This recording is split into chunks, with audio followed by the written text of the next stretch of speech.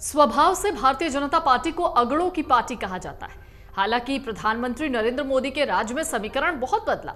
दूसरी तरफ राष्ट्रीय जनता दल के अध्यक्ष लालू प्रसाद यादवों को एकजुट करने के लिए जाने जाते हैं, तो जनता दल यूनाइटेड के सर्वेसर्वा नीतीश कुमार कुर्मी कोइरी को राजनीतिक ताकत दिलाने के लिए।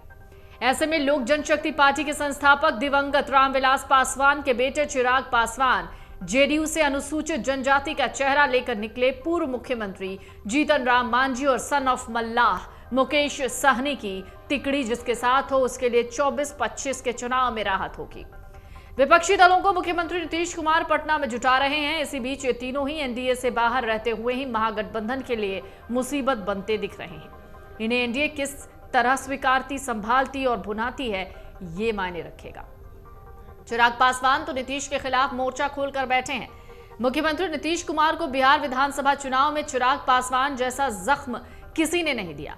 विधानसभा में तीसरे नंबर की पार्टी जेडीयू चिराग पासवान के कारण ही बनी। आरजेडी ने उसे जितनी चोट नहीं दी उतनी चिराग ने दी। बीजेपी का साथ छोड़ आरजेडी के साथ वापस लौटने की उनकी एक वजह चिराग थे।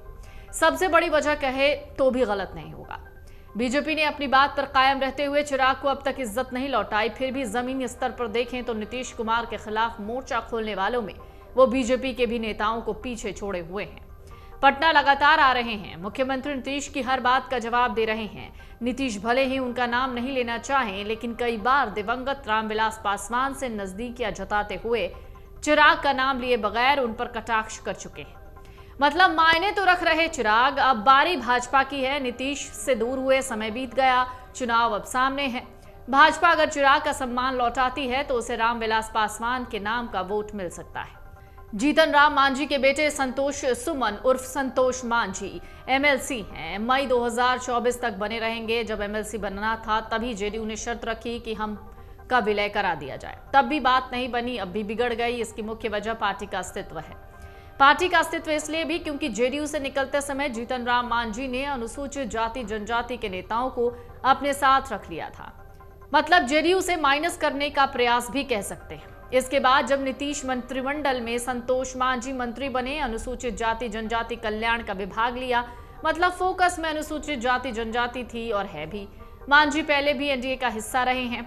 तब दिवंगत रामविलास पासवान और जीतन राम मांझी के बीच अंदर अंदर अनुसूचित जाति जनजाति की बात पर टकराव था। अब चिराग से ये टकराव शायद ना हो, और अगर ऐसी बात दिखे भी तो बीजेपी को रास्ता निकालते चलना होगा। मांझी को 5 सीटें भले नहीं मिली, लेकिन भाजपा अनुसूचित जाति जनजाति के चिराग से खाली बच रहे हिस्से को समेटने के लिए हमको इज्जत बख्शेगी, इससे इनकार नहीं किया जा सकता। इधर विकासशील इंसान पार्टी यानी वीआईपी के संस्थापक और सन ऑफ मल्लाह के रूप में प्रसिद्ध मुकेश सहनी बीजेपी से धोखा खाकर बैठे हैं, लेकिन मायने रखता है कि वो किनारे पड़े हुए हैं। ना तो महागठबंधन सरकार ने दुश्मन के दुश्मन यानी बीजेपी वीआईपी को अपने साथ रखा, ना घावों पर मरहम लगाया। इधर मुकेश सहनी भी शांति के साथ वक्त का इंतजार करते हुए ये संकेत देते रहे कि उनका विकल्प खुला है, मतलब वो बीजेपी से मिले घाव को भूल सकते हैं। बीजेपी ने विधानसभा चुनाव के समय उन्हें सीटें तो दी थीं, लेकिन उम्मीदवार अपने कैडर से दिए। इसके अलावा सहनी को एमएलसी की सीट भी ऐसी दी थी कि बीच में निकले तो मझधार में डूबेंगे। यही हुआ। बीजेपी ने बाद में वीआईपी के विधायकों का विलय करा लिया। जब सहनी ज्यादा आगे आगे करने लगे तो उनकी एमएलसी सीट को कायम रखने की जगह खत्म होने दिया। अब सहनी महागठबंधन के भी टारगेट में होंगे और बीजेपी भी चाहेगी कि बिना शर्त आए तो आ जाएं। अगर सहनी बीजेपी में आए तो गैर सवर्ण जातियों की गोलबंदी में किरदार होंगे।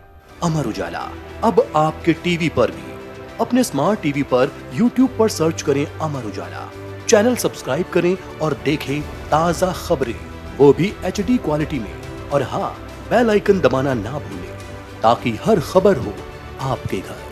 अमर उजाला, निष्पक्ष, निर्भीक, निरंतर।